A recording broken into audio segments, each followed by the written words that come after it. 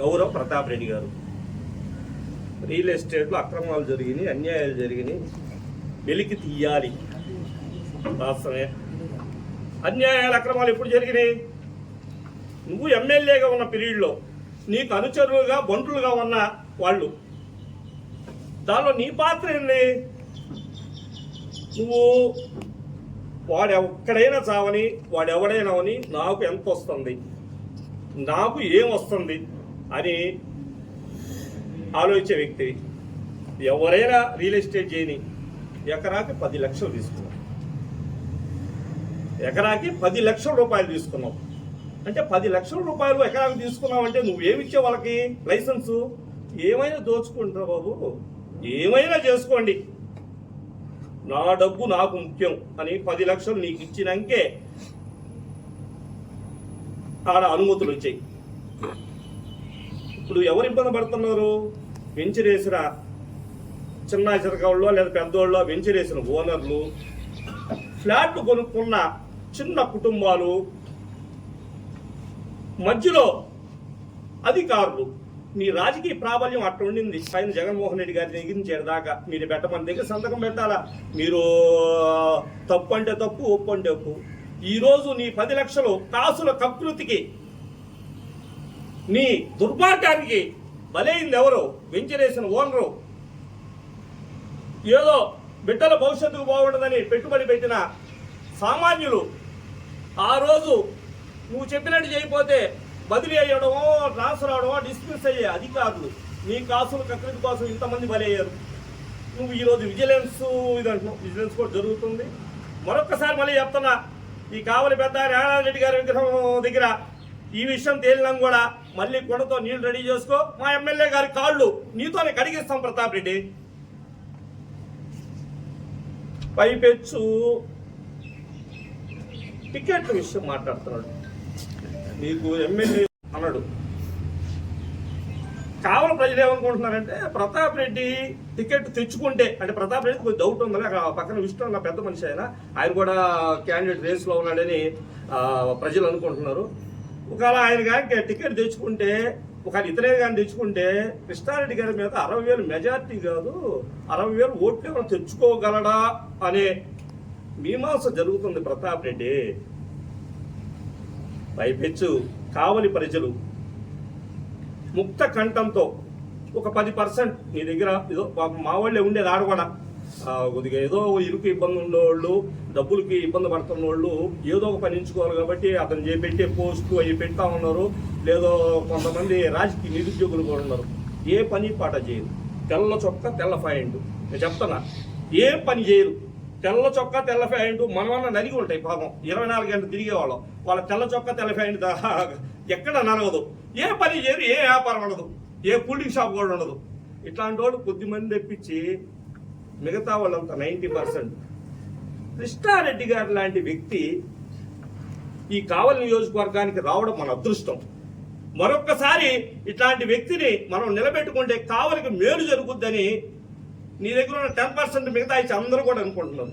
అదేవిధంగా చంద్రబాబు గారు కూడా ఇన్ని సంవత్సరాలు నేను చూస్తున్నాను, కావలికి నికాస్ అయిన నాయకుడు లేడు, ఇంత నిజాతి పరుడు. నువ్వు చెప్పేది ఏంది? విజిలెన్స్ చెప్తుంది, ఇంటెలిజెన్స్ చెప్తుంది, బ్యూరో చెప్తుంది, కావలి ప్రజలు చెప్తున్నారు. ఇంత నిజాయితీ పరుడు అతను రూపాయి జేబులోంచి తీసి పెట్టాడు కానీ ఇంతవరకు రూపాయి జేబులో పెట్టుకోలేదు. అందువల్ల చంద్రబాబు గారికి మాకు ఒక అండర్స్టాండ్ ఉంది.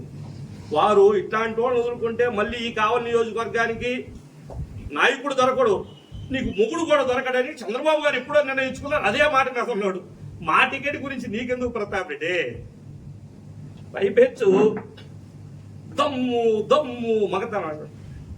దమ్ము ఎవరికి కావాలి? మగతనం ఎవరికి కావాలి?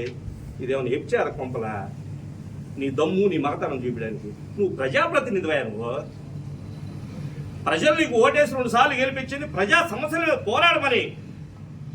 ఈరోజు ప్రతిపక్షంలో ఉన్నావు. కృష్ణారెడ్డి గారు ఈ కూటమి ప్రభుత్వం ఏమైనా అన్యాయం చేస్తే అంశాల మీద మాట్లాడు. నీ దమ్ము నీ ధైర్యంతో కావలి ప్రజలకు ఏం పని? మొన్న చూస్తే మొన్న డిఎస్పీ గారు ఆఫీస్ ముందు తొడగొడుతున్నాడు. తొడగ కొట్టేటప్పుడు కింద పడకపోతే ఎవరో పట్టుకున్నారు, అది వేరే విషయంలే. తొడగొడతాడు ట్రా చూసుకుందామని జనసేన వాళ్ళు లేదు పిలుస్తున్నాడు.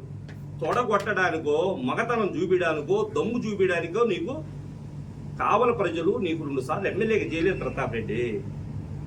ప్రజలు నీకు అది అవకాశం ఇచ్చింది ప్రజలకు అన్యాయం జరిగితే పోరాడమని, ప్రజల వైపు నిలబడమని. ఈ 10 ఏళ్ళు ఎమ్మెల్యేవి, 5 ఏళ్ళు గవర్నమెంట్లో ఉన్నావు, అధికారంలో ఉన్నావు. నేను ఈ పని చేశాను ఈ నియోజకవర్గానికి.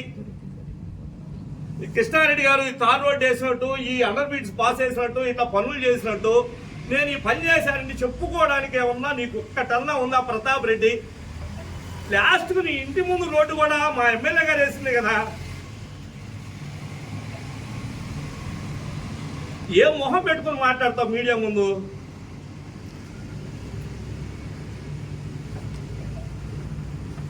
రాజకీయాల్లో ఉన్నాం కదని ఏది బట్టి అది మాట్లాడతామంటే ఎట్లా ప్రతాప్ రెడ్డి?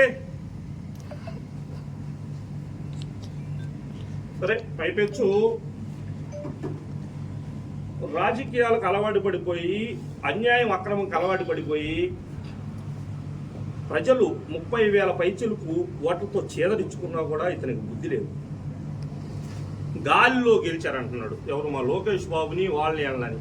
అంటే అదే గాలి ప్రజలు ఓట్లు గాలితో సమానం నీకు ప్రతాప్ రెడ్డి. అంటే ప్రజా తీర్పుని నువ్వు అవహేళన చేస్తున్నావా? ఈ సందర్భంగా ఒక మాట చెప్పి ముగిస్తా. చాలా మంది సీనియర్లు ఉన్నారు, డెన్ మల్లికార్జున లాంటి వాళ్ళు, వీళ్ళంతా కూడా దాదాపు 2 దశాబ్దాల కిందట 80-90 దశకంలో మనకి అందరం కూడా పని బాట చేసుకుని అంతా కూడా ఒక సంవత్సరానికి ఏదో ఒక రిలాక్సేషన్ కోసం జెమినీ సర్కస్ లాంటి వాళ్ళు సర్కస్ వచ్చేవాళ్ళు. ముఖ్యంగా జెడ్పీ గ్రౌండ్లో పెట్టేవాళ్ళు. పాడ చాలా పులులు, సింహాలు, ఏనుగులు, ఇవన్నీ కూడా రకరకాల జంతువులు వచ్చాయి. చాలా చక్కగా అందులో ధీరోదాత్తంగా విన్యాసాలు జరిగాయి, చాలా సాహసోపేతంగా. అది అంతా కూడా మీకు గుర్తుందనా? మన జెడ్పీ గ్రౌండ్లో జరిగేది చాలా ఇట్లా విన్యాసం జరిగేది. మనం అప్పుడు చిన్నప్పుడు వెళ్తుండేవాళ్ళం. అంతా చాలా సీరియస్గా. ఇప్పుడు చూడండి జంతువుల్ని, ఎప్పుడు చూడండి సాహసం, సినిమాల్లో చూసే సాహసాన్ని మనం చూసేటప్పుడు అది జరుగుతున్న క్రమంలో మధ్యలో ఒక అతను ఏమంటారు కామెడియన్ బఫూన్ వచ్చేవాడు, వచ్చి అందరినీ నవ్విచ్చేసేవాడు. సీరియస్గా జరుగుతుంది. సేమ్ అతను ఆ బఫూను అతను వృత్తి కోసం, పట్టుబుట్టి కోసం చేస్తే ఈరోజు ఈ బఫూన్ రాజకీయాల కోసం చేస్తాడని సవినయంగా తెలియదు. మేము ముక్కుసూటికి అడుగుతా ఉన్నాం. మా ఎమ్మెల్యే గారు చెప్పిన మాట ఏంటంటే 2019 నుంచి 2024 వరకు జరిగిన వైసీపీ ప్రభుత్వంలో కావలి మున్సిపాలిటీలో అమృత పథకం కింద జరిగిన దాంట్లో అవినీతి జరిగిందని చెప్పి మా ఎమ్మెల్యే గారు ఆరోపించారు. మేము ఖచ్చితంగా అడుగుతాం, అవినీతి జరిగిందా జరగలేదనే దాని మీద మీరు సిబిఐ ఎంక్వైరీ చేయించాల్సిన బాధ్యత మీది. మీరు ఒక లెటర్ పెట్టండి. మీరే మాజీ ఎమ్మెల్యే గారికి తెలియజేస్తా ఉన్నాం, ప్రతాప్ కుమార్ రెడ్డి గారికి. మేము మా ఎమ్మెల్యే గారు మాట్లాడిన దాన్ని ఇంకోటేదో మాట్లాడి ఇంకొకటి. జగనన్న లేఅవుట్లో అవినీతి జరగలేదా? 14 లక్షలు, 15 లక్షలు విలువ చేసే భూములను 55 లక్షలు, 50 లక్షలు, 60 లక్షలకి చేయలేదా? ఆ భూములు ఎవరి? వైసీపీ నాయకులు కాదా? కొంతమంది దగ్గర కొని మీ ఇళ్లలో పనిచేసుకున్న వాళ్ళ పేర్ల మీదనో ఇంకోటి పేరు మీద రిజిస్ట్రేషన్ చేసుకోలేదా? అవినీతి జరిగిందయ్యా కాదంటే దాన్ని డైవర్ట్ చేసి ఇంకో దాని మీదకో పోవడం కాదు. మీకు చేతనైతే అమృత స్కీములో జరిగిన అవినీతి జరిగిందా లేదా? జరగలేదు, నేను అవినీతి చేయలేదు, నా నాయకులు అవినీతి చేయలేదు, నా దగ్గర ఉన్న వాళ్ళు అవినీతి చేయలేదంటే కలుగోలమ్మ గుడి కాడికి వచ్చి నీళ్లు పోసుకొని చెప్పు, నా ప్రభుత్వంలో నేను ఎమ్మెల్యేగా ఉన్న కాలంలో నేను అవినీతి చేయలేదని చెప్పి నిరూపించు. నువ్వు అవినీతి జరిగిందో లేదని మేము నిరూపిస్తాం.